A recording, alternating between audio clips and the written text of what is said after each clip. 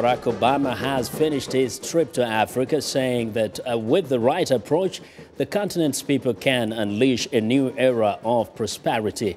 He and his family left Tanzania aboard Air Force One for Washington, D.C. early Tuesday. The president focused on trade Monday, telling U.S. and African business leaders in Dar es Salaam that he sees Africa as the world's next major success story. VOA's Jeff Custer has more. Mr. Obama's trip promoted programs that combine public and private efforts to spur economic progress in Africa. The president highlighted that philosophy while speaking Tuesday at a once-idle power plant in Tanzania's capital, which was restarted through a joint U.S.-Tanzanian effort. There, Mr. Obama talked about a new U.S. program called Power Africa for expanding access to electricity on the continent. Power Africa embraces this model. Public and private resources will be matched with projects led by African countries that are taking the lead on reform. In this case, African governments commit to energy reforms. The U.S. is committing some $7 billion in support, and private sector companies have already committed more than $9 billion. And this is just the beginning, because we look forward to even more companies joining this effort. Earlier Tuesday, former President George W. Bush joined Mr. Obama for a wreath-laying ceremony to honor the 11 people killed in the 1998 bombing of the U.S. Embassy in Dar es Salaam. Former First Lady Laura Bush, meanwhile, met with First Lady Michelle Obama in the Capitol for a First Ladies Forum, featuring First Ladies from several African nations. Mrs. Obama said her visit to Africa helped highlight her own commitment to education.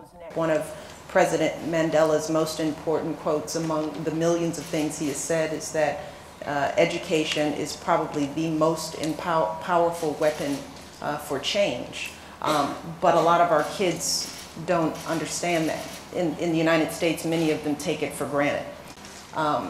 So there's a large part of my initiative that's really trying to get into the heads of these young people and use my story as an example of the power of education.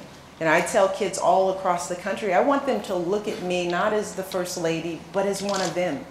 The Obamas ended their week-long visit to Africa with a ceremony at Dar es Salaam Airport, where they were seen off by President Jakaya Kikwete and hundreds of cheering and flag-waving Tanzanians. The tour also included stops in South Africa and Senegal, where President Obama discussed security issues and efforts to counter extremism. Jeff Custer, VOA News.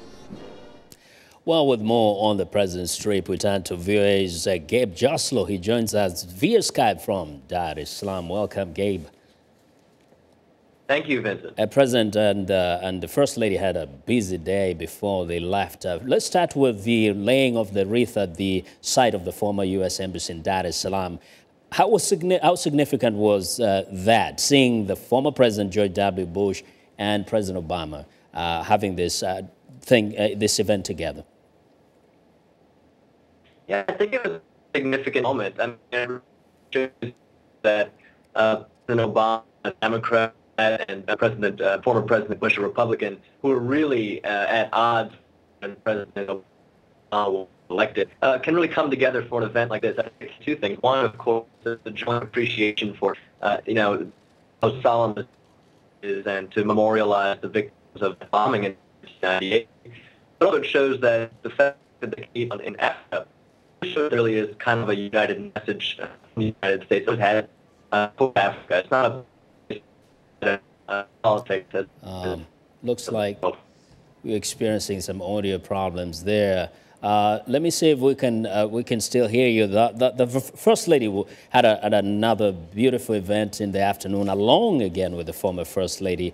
Tell us a little bit about that event.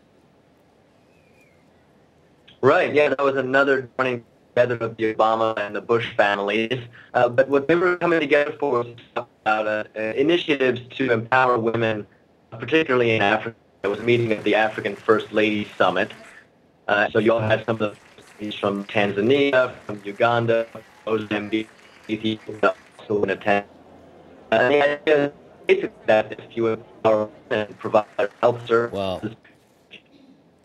Yeah, well, it looks like we have a few problems there with audio. That was Gabe Joselow talking to us from Dar es Salaam.